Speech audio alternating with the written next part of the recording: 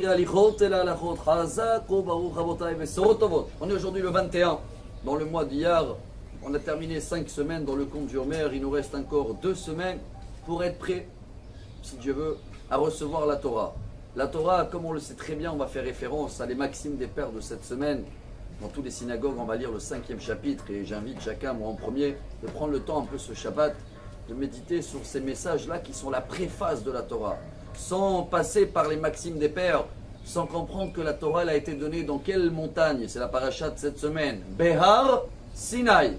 C'est quoi Behar Sinai? Les maximes des pères ils nous expliquent en premier. Moshe Kibel Torah mi Sinai. Moshe Rabbeinu était l'homme, on a vu, le plus modeste, que Dieu témoigne sur lui. Vaïsh Moshe Anav Mikol Adam. Pourquoi il n'a pas refusé quand Dieu il a dit c'est toi qui vas donner la Torah? Il fallait refuser. Mais regardez la grandeur de Moshe Rabbeinu au nom du Baal Shem Tov. Moshe Rabbeinu, comme Dieu il a dit, c'est sur le mont Sinaï. Moshe il a regardé, il a dit quoi? C'est la montagne la plus petite, sec, sans rien. C'est elle que Dieu qui l'a choisie pour la Torah. Bah s'il m'a choisi à moi, ça veut dire que je suis le plus mauvais, le plus simple, le plus bas. Alors tout de suite il a dit à Dieu avec plaisir. Regardez combien de travail on doit faire sur nous. Et pour faire le résumé de tout ça, au cas où quelqu'un n'a pas eu beaucoup le temps pour réviser les maximes des pères de cette semaine, mais au moins il a le temps, 3 minutes à écouter. On va terminer les maximes des pères, je crois que c'est la Mishnah 24, avec un grand message que la Mishnah elle dit. Kol mi sheyesh bo shlosha dvarim halalu mitalmidav shel Avraham Avinu. Chacun qui a ces 3 points-là, il fait partie de la yeshiva d'Avraham Avinu. Et l'inverse, s'il les a pas, fait la partie de la yeshiva de Bilam. C'est quoi les 3?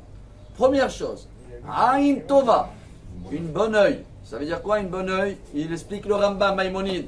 Bon œil, d'abord c'est son entourage, mais même avec nous-mêmes, d'être content de ce que j'ai. Deuxième chose, Ruach Nemucha. C'est quoi Ruach Nemucha? Savoir avoir cette modestie, ou j'aurais dit peut-être moins d'orgueil parce qu'on n'a pas la modestie, mais c'est de savoir vraiment que la personne qui est en face de moi, si elle avait eu les mêmes traits de caractère de moi, si elle avait eu le même langage que j'ai, si elle aurait eu le même métier que moi, eh ben il aurait fait mieux que moi. C'est ce qu'on doit penser à chaque personne qui est en face de nous. Et le dernier, Nefesh Shefela. C'est quoi Nefesh Shefela? Travailler un petit peu à moins courir après tous les désirs et les envies et tout ce qui existe autour que absolument on doit avoir. Si on arrive à se concentrer dans notre vie, être content de ce qu'on a, regarder tout en bon oeil, être beaucoup moins se croyer qui, quoi que ce soit, on se dégonfle un petit peu et on court moins après tous les plaisirs qu'il y a, et bien chers amis, on fait partie de l'équipe d'Avraham Avinu et dans ce cas-là on a compris la paracha, on est dans la montagne, on est dans Behar et comme ça quand on va arriver à Shavuot Bezrat Hashem, on est prêt pour recevoir la Torah. Shabbat, Shalom, Mevorach. Amar Rabbi Elazar, Amar Rabbi Hanina.